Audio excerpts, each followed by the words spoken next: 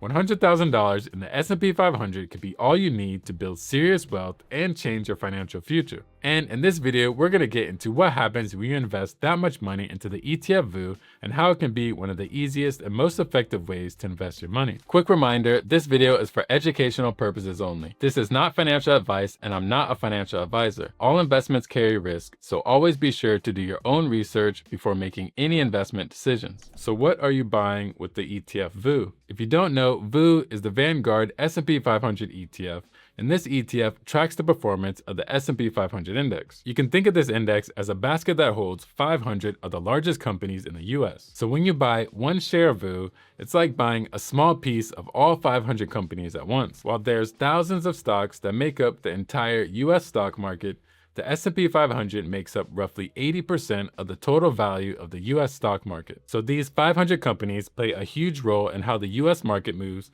and it's a great representation of the US market as a whole. And when it comes to the portfolio of VOO, this ETF currently has 504 stocks. And the top holdings in VOO are names that you're likely familiar with, like Nvidia, Apple, Microsoft, Amazon, Google, Meta, and more. These are companies that you're most likely using their products every single day, and the best part is you don't have to choose one, and instead you own them all. The sectors that VOO is exposed to include technology, financials, communication, consumer discretionary, healthcare, along with a few others. VOO provides some solid diversification, which you can see there's a nice spread of exposure across a variety of different sectors. Unfortunately, ETFs don't come free, but Vanguard has a wide selection of low-fee funds, including VOO, which has an expense ratio of 0.03%, costing you $3 for every $10,000 invested. While VOO looks like a great ETF, how has it held up over the long term? Something to keep in mind is that the S&P 500 and the stock market in general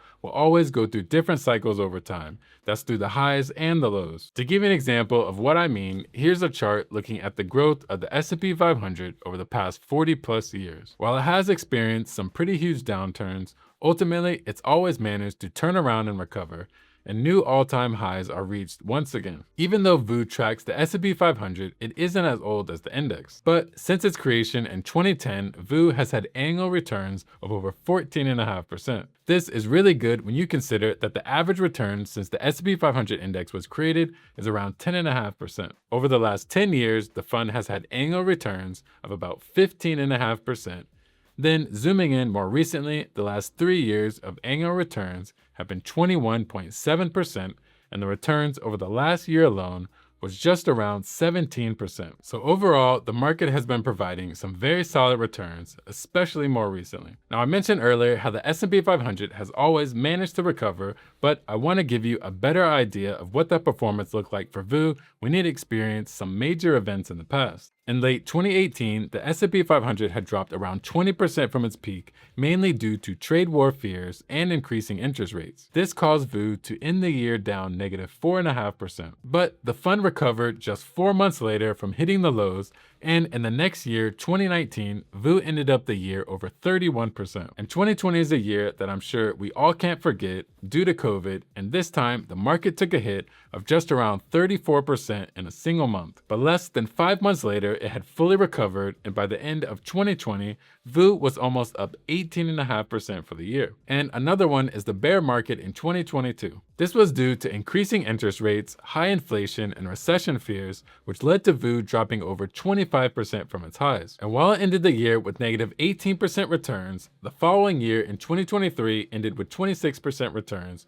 2024 nearly 25% returns, and 2025 returns of 17.8%. In the end, the market manages to recover. Sometimes it's slower, sometimes it's faster, but either way, it continues to move up over time. And this highlights the importance and the results of just continuing to invest regardless if the market's going up or down. Now let's get into the power of investing in VOO and how much your money can grow and compound over time. So the S&P 500 index has averaged roughly 10% or so in annual returns since it was created. And if you had $100,000 today invested in VOO with a 10% annual return, after 20 years, you would have around $670,000. That's almost $600,000 earned from the interest alone. Now let's say you had that same $100,000 and it was invested for 10 more years, so for a total of 30 years, you'd have over $1.7 million.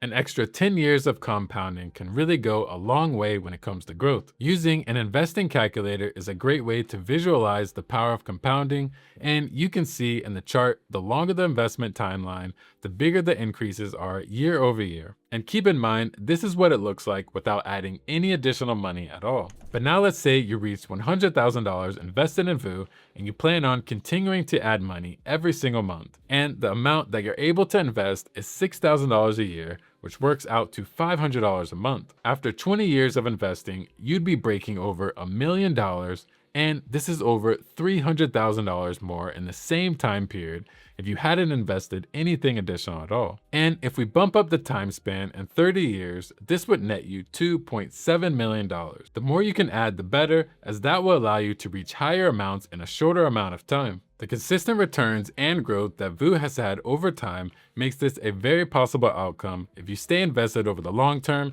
and take advantage of the power of compounding. Now that you've seen what's possible with the $100,000 invested in VOO, let's see how you can reach that $100,000 milestone. Now, I don't expect anyone to hand you $100,000 to get started, so this is a goal to work up to building when investing in VOO. How quickly you reach this goal will depend on how much you can invest, and most importantly, that you continue to stay consistent in investing. We all start somewhere, so even if it's $50 or $500, getting started and building consistency is key. And the goal over time should be to work on increasing your monthly deposits, which is only going to help you scale and build up compounding momentum. Now let's shift over to some different monthly investment amounts to see how long it takes to reach $100,000. First, let's say you started investing $200 a month to work your way up to $100,000. Using an average of 10% returns, it would take you a little under 17 years to hit $100,000. Now, if you doubled that amount to $400 a month, it would take you about 11.4 years to hit the $100,000 mark. And if we bumped up the monthly amount again to $700, then it would only be around 8 years. And if you're someone that can really go heavier to put in $1,000 a month, well, in that case, it's only going to take you about 6 years and 1 month to hit $100,000. I'm sure you can see the big picture here. The more money that you can consistently invest in VOO, the faster it compounds and grows. And most importantly, with a decent amount of time and some discipline, you can build some serious wealth. While VOO is an amazing fund, I want to talk about a few alternative options that you could consider. By that I mean other S&P 500 ETFs that are very similar to VOO, along with some other broad-based ETFs that are worth knowing about. For alternative ETFs, first we have SPY, the Spider S&P 500 ETF Trust. This fund is the oldest S&P 500 ETF as it was created quite some time ago in 1993. The difference compared to VOO is that it comes with a higher expense ratio of 0.09% compared to VOO's at just 0.03%. And SPY has a much higher average daily trading volume, making it much more liquid and easier to sell, which is a better choice for traders. Next would be SPY-M, the State Street Spider Portfolio S&P 500 ETF. This fund is identical to VOO, except it comes with a slightly lower expense ratio of 0.02%, which is a nice plus. The share price of SPY-M is much lower than VOO, but keep in mind the amount of shares doesn't mean anything in this case. $500 in VOO or SPM is the same regardless of the difference in shares, as it's still $500 that's invested in the S&P 500. Another one is IVV, the iShares Core S&P 500 ETF. This fund is offered by BlackRock and it's exactly like VOO. While it's 10 years older, it has the same 0.03% expense ratio that VOO has, and in terms of the size or assets under management, it's a little bit smaller than VOO. Aside from SPY standing out with its higher fees, the other S&P 500 ETFs are essentially the same, and it really just comes down to personal choice. Now, I also want to briefly mention a few broader market funds that you can view as an extension of VOO. The first one is VTI, the Vanguard Total Stock Market ETF. This fund holds around 3,500 stocks, which covers the entire US stock market, and this includes large, mid, and small cap companies. So this means that the S&P 500 companies that are found in VOO are also going to be included in this ETF, and is giving you much more diversification across a wider range of US companies. And it comes with the same 0.03% expense ratio as VOO, and the performance between the two are relatively close as well. This next one takes diversification to another level, and that's VT, the Vanguard Total World Stock ETF. This fund holds just over 10,000 stocks from both the US and international developed and emerging markets. The fund is split up at about 60% US and 40% international. This level of diversification is to lower your overall risk by holding a huge range of companies from all over the world and not only having exposure to just the US stock market. While VT might not perform as well as VOO, when looking over longer periods of time,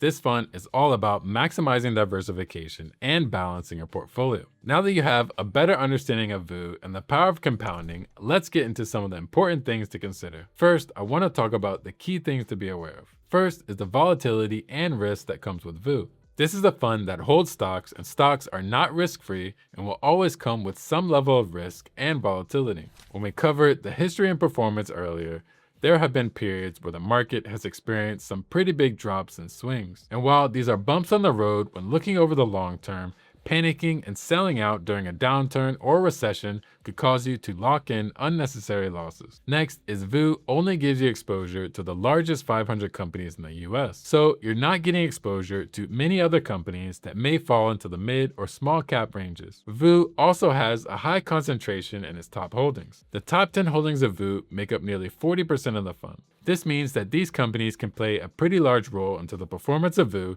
which is just something to keep in mind. Another point to consider is that you don't get any international exposure. As I mentioned before, VOO is limited to the top US companies. By having exposure to both US and non-US markets, this lowers the amount of risk you're exposed to when the US market takes a hit. And it also allows you to be exposed to international stocks at times when they may be outperforming the US, like they've been doing so in the last year or so. But I will say you can use VOO as your core and as a foundation to your portfolio and add other ETFs to further expand your diversification. This could be done by adding an international ETF to combine it with, or a small cap, growth, dividend funds, or any other type of fund to customize a portfolio that's tailored to your specific investing goals. Now, I can't stress this enough. Time plays a huge role when it comes to investing. And we covered how powerful time can be for you when it comes to investing and compounding your wealth. So please do yourself a favor and get invested as soon as possible, even if you can only start with $20,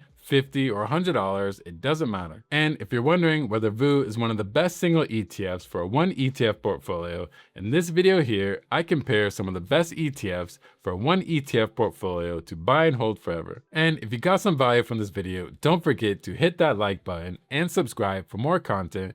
I appreciate you watching, and I'll see you in the next one.